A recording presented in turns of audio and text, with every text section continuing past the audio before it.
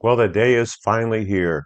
This has been a bucket list item for quite some time, and we arrived at the boat, got all our luggage on, and were met by Bill, who gave us a quick tour of the boat and a detailed look at the engine compartment and all of the stuff that we were going to have to do along the way to keep her running.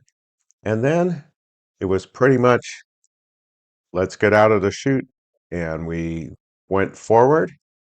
Bill drove the boat, made a 90-degree turn, and we were into the first lock where he talked us through that. And then from there, gave us directions to head right into the Falkirk wheel.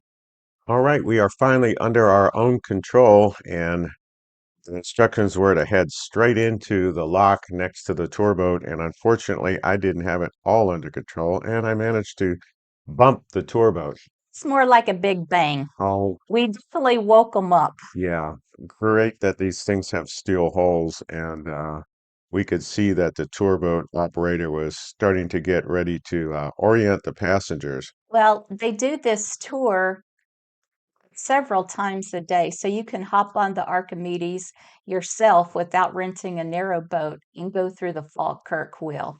It's a fantastic experience. But here we are. We whenever we went into docking right next to this Archimedes, the guy had me throw the line, and of course, the line went in the water. That was a way that I started out my first mate duties. Not too good. Here we go.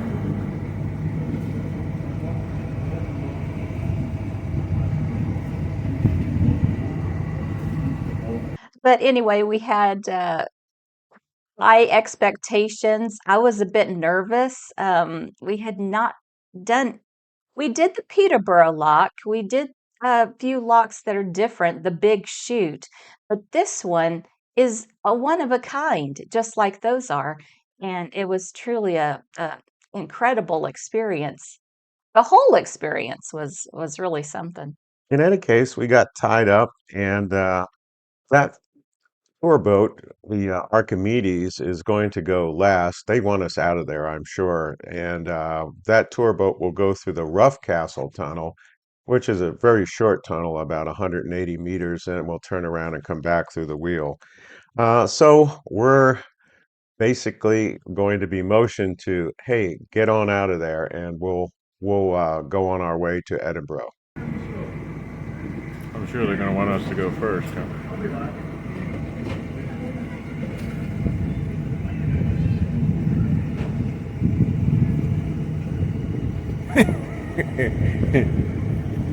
Be gone. This is my view from the front. I was recording. I'm sitting at the front. Sam's working the controls in the back.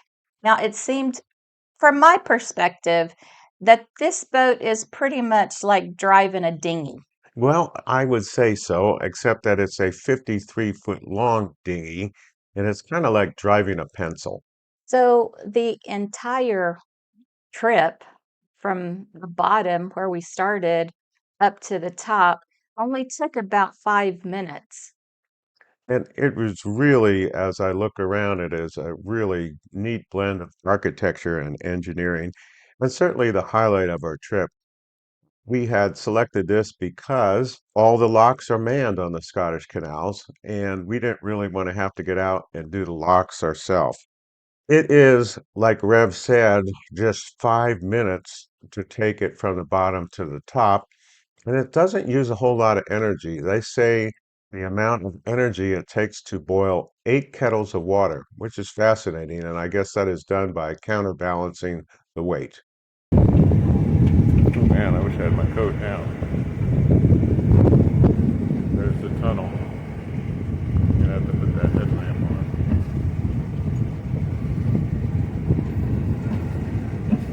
I'm gonna do that as soon as we stop here.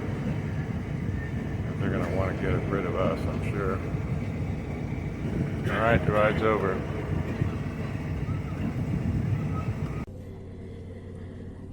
Now, doesn't this look like a beautiful, pleasant canal trip?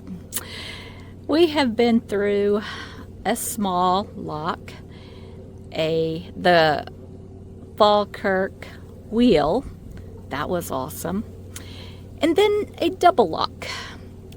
So I'm not gonna. It was a train wreck. I don't know how else to say it. But Sam's getting the hang of it, and now look at us. We're on this peaceful. This was what we signed up for, a beautiful canal trip. It was supposed to rain today. We haven't seen a drop, and it is a good time to be in Scotland. So as we are trekking along here on the canal in our long boat, narrow boat, look how far Sam is back there. Yeah, how many feet is it? 50 feet from me. Okay, so it's 53 feet long. And we are just trying to get the hang of it. But you can't beat the view and the scenery as we're going along. Can you see these swans up ahead? It's so beautiful.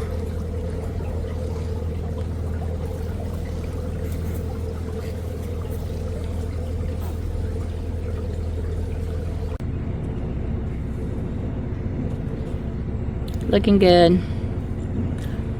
Got a bridge up ahead. Yep.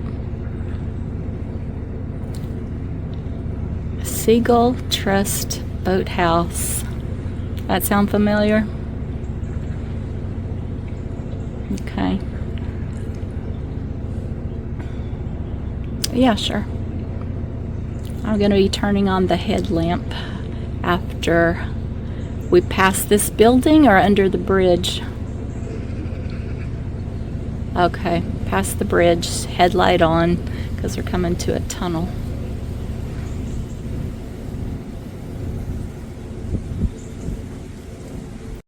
All along the entire route, on one side is what they call a towpath. So it never felt like we were that alone. There were walkers and bikers all along our route. And that towpath was used in the early days when the mules or horses or whatever they had to draw the barges along the canal. Just like the Erie Canal.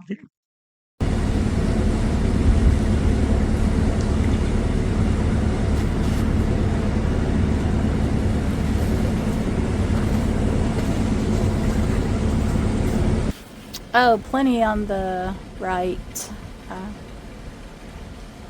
Okay. Yeah. You're lined up well. Yes, it looks like I'm gonna get rained on. There are several. I need to put my hood up. Oh, too late. Yeah. You lined up all right? Okay. Hey.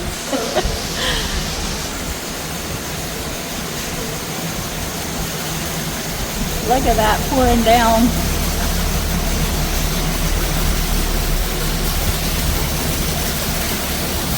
You see that coming down?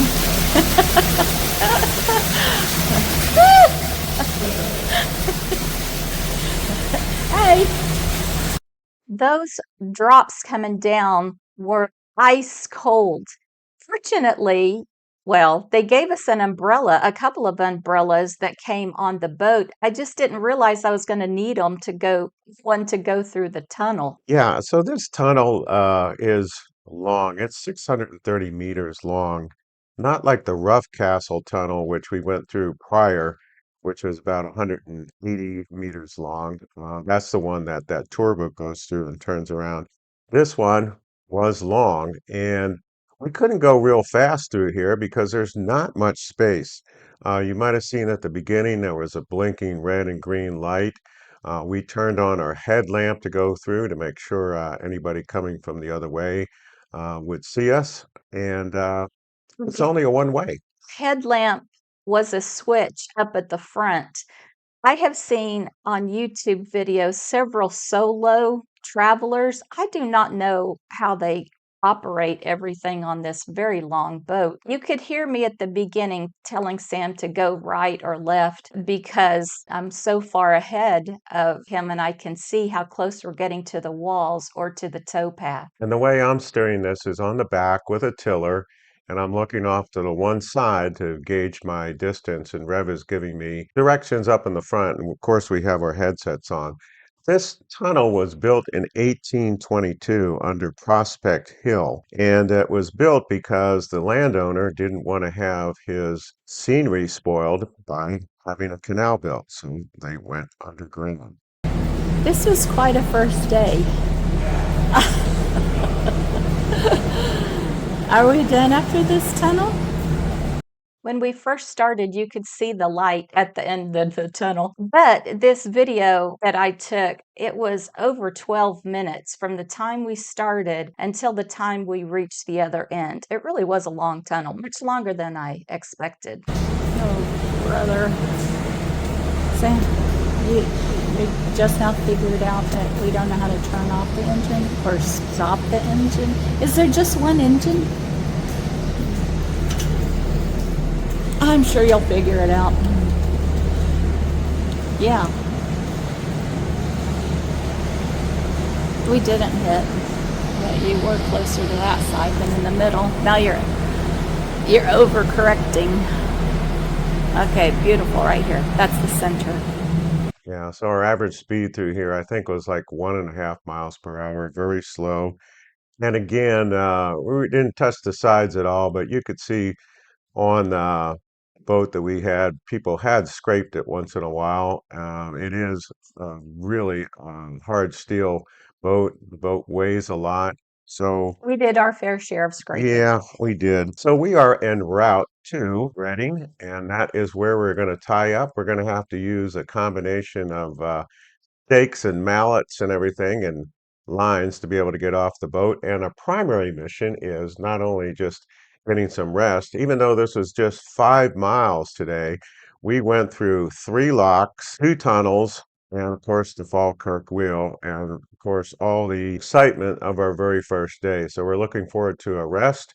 And in the morning, we're going to go in and get our new burner phone. The Reading stop, the good thing about that is there's a Tesco right there. So if you need to do more provisioning or pick up your burner phone, the difference was in this store, there's actually a phone store within the store. So they knew everything about how to set it up. They did everything for us. It was really easy. Another thing is we don't know if we're going to be tying up to a dock that is there. It is a first come, first served basis. So if you're the first one that arrives, you get to tie up on a dock. However, if you're late and the dock is full, they gave us stakes and a mallet. So I would have to jump off the boat, hammer in the stakes to the ground, and then tie up to that. Can you believe this? This is another thing I had no idea I was getting myself into whenever we first started. Well, all in all, it was a short day as far as distance goes, but it was a long day, and we had a great night at Reading. The end is near. So we'll see you next time on What Yacht to Do.